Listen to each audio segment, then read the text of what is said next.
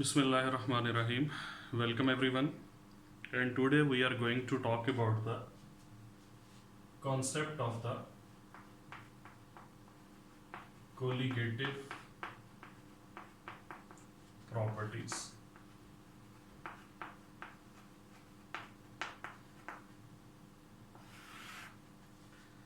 Generally speaking, colligative properties are the properties which only depend on the number of particles, but they do not depend upon the structure of those particles. But when we specifically talk about the colligative properties of the solution, it means that these are the properties that mainly depend upon the number of particles of the solute and they do not depend upon the structure of the solute particles. So colligative properties are the properties that only depend on number of solute particles in solution.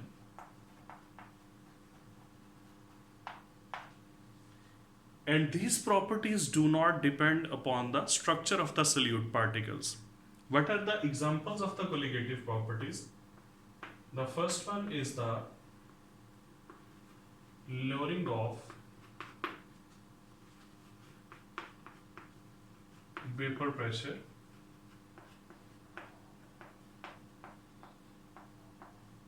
shown with the symbol delta P.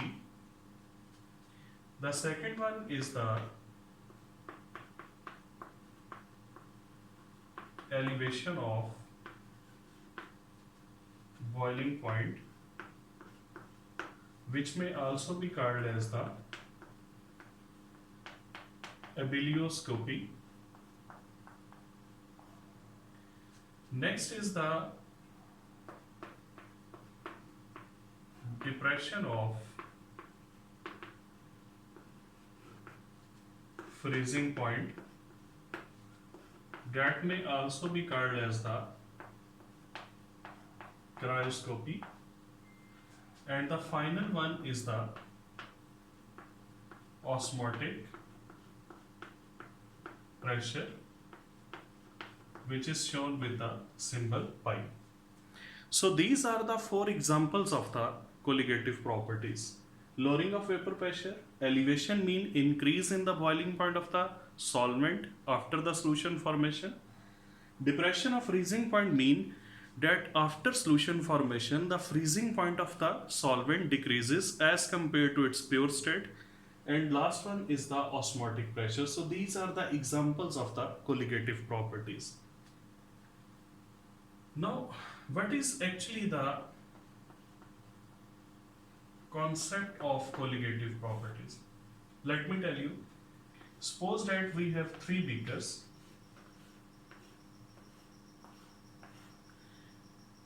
One, two, and three. In these three beakers, there is 1 kg water. In each beaker, there is 1 kg water. In the first beaker, we dissolve 180 gram glucose. In the second beaker, we dissolve 342 gram sucrose. And in the third beaker, we dissolve 60 gram of urea. 180 gram is the molar mass of the glucose. In the same way, 342 gram is the molar mass of sucrose and 60 gram is the molar mass of urea. Simply saying that you have dissolved 1 mole of solute in 1 kg solvent in all these three cases. And we have studied molality. Molality is actually the number of moles of the solute which are dissolved in 1 kg of the solvent. So in all these three cases, we have dissolved 1 mole of the solute in 1 kg solvent. Here 1 kg water was present and same was the case in the remaining two beakers. Now it means all these solutions, they are 1 molal solutions. All these three solutions are 1 molal with respect to their concentration. And because in all these solutions there is 1 mole of solute which is present, so there will be Avogadro's number of particles of the solute. Now in these three solutions, the nature of the solute is different, but the number of particles of the solute they are same. So all these properties, lowering of vapor pressure, elevation of boiling point, depression of freezing point, and osmotic pressure of these three solutions will be same. Why these properties will be same? Because the number of particles of the solute they are same, even though the nature of the solute is different. And those number of particles are Avogadro's number in all these cases. So different solute but same number of particles. So all these properties they will also be same. The lowering of vapor pressure in all these three solutions that will be same, and similarly all these three solutions will boil at 100.52 degrees C, means boiling point of all these solutions that will be equal. All these solutions will boil at 0.186 degrees C, mean freezing point of all these solutions that will also be same. So having different solute, there is same increase in the boiling point and there is same depression of the freezing point. Why? Because the number of particles in all these cases, the number of the solute particles in all these cases, they are same. So these are the properties. Colligative properties are not related to the structure of the solute particles, but they are only related to their number of particles. In all these three cases, the increase in boiling point is 0.52 degrees C, because you know that the boiling point of the pure water is 100 degrees C and 0.52 is increase. And in all these three cases, you know that freezing point of pure water is 0 degrees C, so that decrease is 0.186 degrees C. That is also same in all these three cases. So colligative properties means the elevation of boiling point and depression of freezing point. They are not related to the nature of the solute. They are not related to the structure of the solute particles, but they are only related to the number of particles of the solute. Now, when we study the colligative properties, there are certain conditions that need to be fulfilled. What are those conditions? The first one is that solute should be non-volatile and non-electrolyte. Because volatile solutes cannot cause the lowering of vapor pressure, the solute must be non-volatile to cause the lowering of vapor pressure, elevation of boiling point, and depression of freezing point. And why the solute should be non-electrolyte? Non-electrolyte simply mean non-ionizable. I will like to give an example. Let's suppose that again there are three beakers, and each beaker has 1 kg water in it. In this first beaker we have dissolved 1 mole of NaCl. In this second beaker we have dissolved 1 mole of calcium chloride. In this third beaker we have dissolved 1 mole of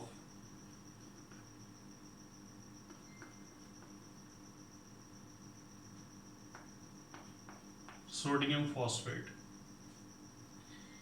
Now these three solutes, NaCl, calcium chloride and sodium phosphate, they are non-volatile. They are solid. Their volatility is very low.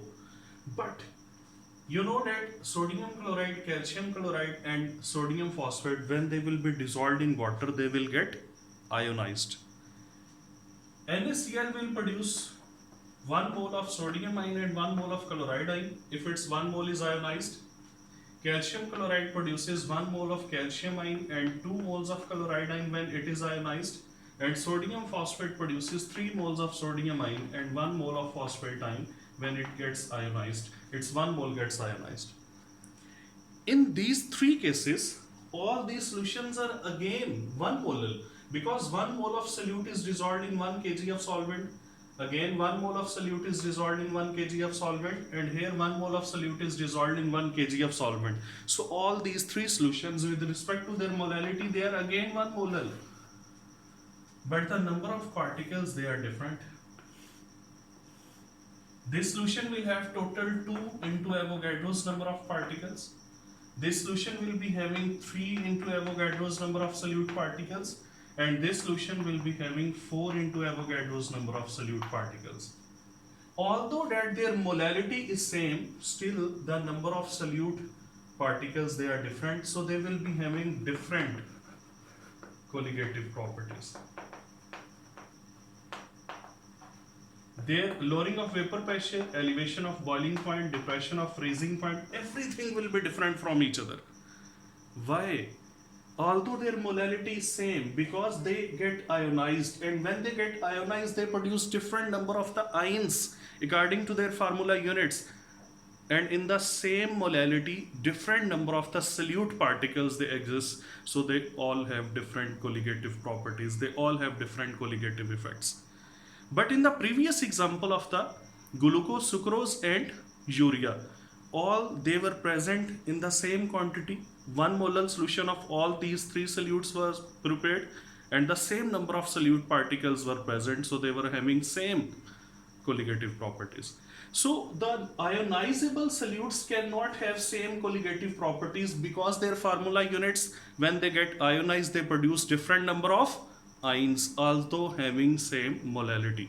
That's why we say that to study the colligative properties uniformly, the solute must be non-electrolyte or non-ionizable. And the next condition is that the solution should be dilute.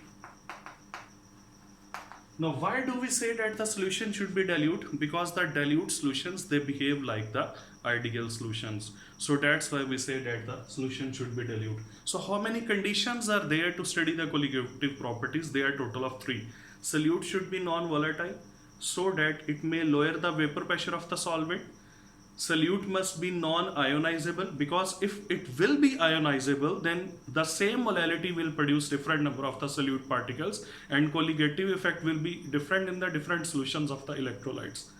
And the third, that is the solution should be dilute. Why the solution should be dilute? Because the dilute solutions, they behave like the ideal solutions.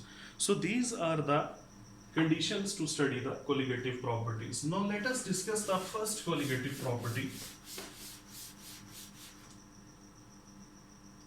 and that is the lowering of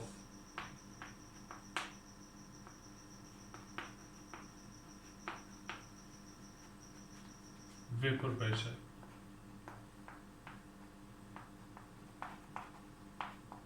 Delta P.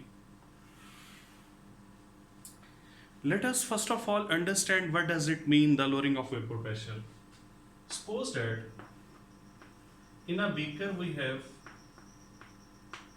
pure solvent.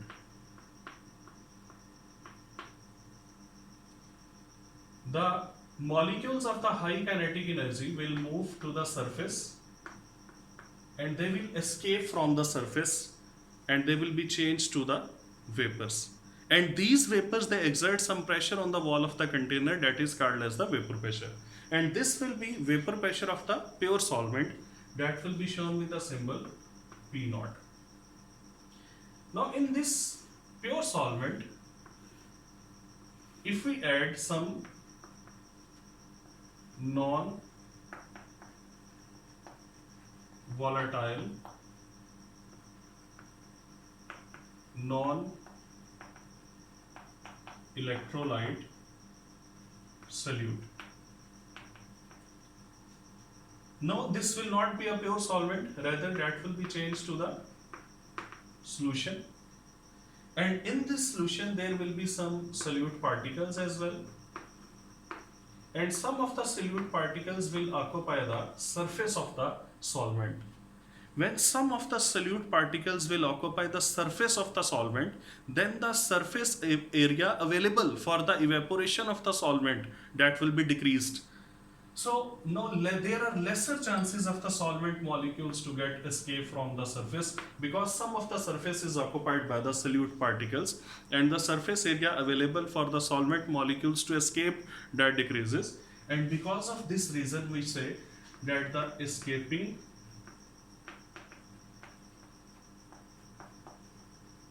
tendency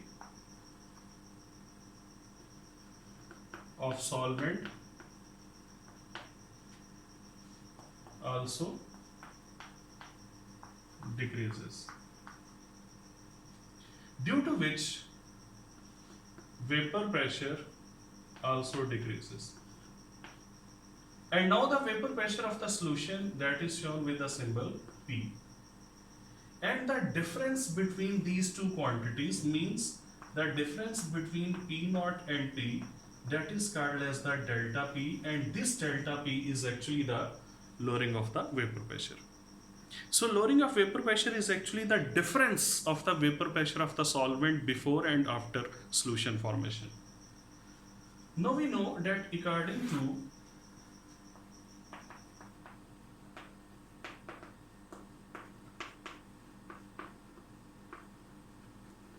Rolle's law, we have studied three forms of the Rolle's law. If you have not studied the Rolle's law, first of all watch my video lecture of the Rolle's law, then you must move to this lecture. According to the third statement of the Rolle's law, delta P over P naught is equal to x2.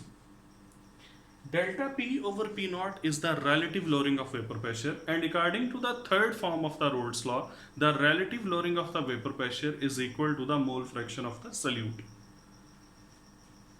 Now the mole fraction of solute, that must be equal to number of moles of solute divided by total moles of solution. Total moles mean the moles of solvent plus moles of the solution. So we replace this value here, and we will get delta P over P naught is equal to N2 divided by N1 plus N2. Now because the solution is very dilute, we have just discussed a few moments ago that the solution should be dilute, because the dilute solutions behave like ideal solutions. And when we say that the solution is very dilute, it simply means that N1 is much greater than N2. Means the number of moles of solvent, they are much greater as compared to the number of moles of solute. So in this denominator, when N1 is very large and N2 is very small, then we can ignore this N2, because the smaller value can be ignored in comparison to a larger value. So this equation becomes delta P over P naught is equal to N2 divided by N1. Now what is number of moles? You know, number of moles is equal to weight divided by molecular mass or molar mass. Weight in grams or mass in grams divided by molar mass. So what should be N2? N2 should be equal to W2 over M2. And what should be N1? That should be equal to W1 divided by M1. What if we replace these values here in this formula? Then what we will get? We will get that delta P over P naught is equal to W2 over M2 divided by W1 over M1, replacing these values. Now let us rearrange this formula. Delta P divided by P naught is equal to W2 over M2 multiplied by M1 over W1. And if we want to find the M2, then what should be the formula of M2? that will be equal to P naught over delta P. We have changed the side of this factor, so its order is reversed. P naught over delta P multiplied by W2 into M1 divided by W1. So this one is the formula which is used to find the molar mass of the unknown solutes, and this formula is applied when you know the vapor pressure of the pure solvent, lowering of vapor pressure. W2 is the mass of solute in grams, M1 is the molar mass of the solvent, and W1 is the mass in gram of the solvent. So if you know all these parameters, you can find the molar mass of the unknown solutes, and this is a very important method to find the molar mass of the unknown solutes by using the concept of the lowering of the vapor pressure. Next time we will come up with the next colligative property, that is the elevation of the boiling point. Till then, Allah Hafiz.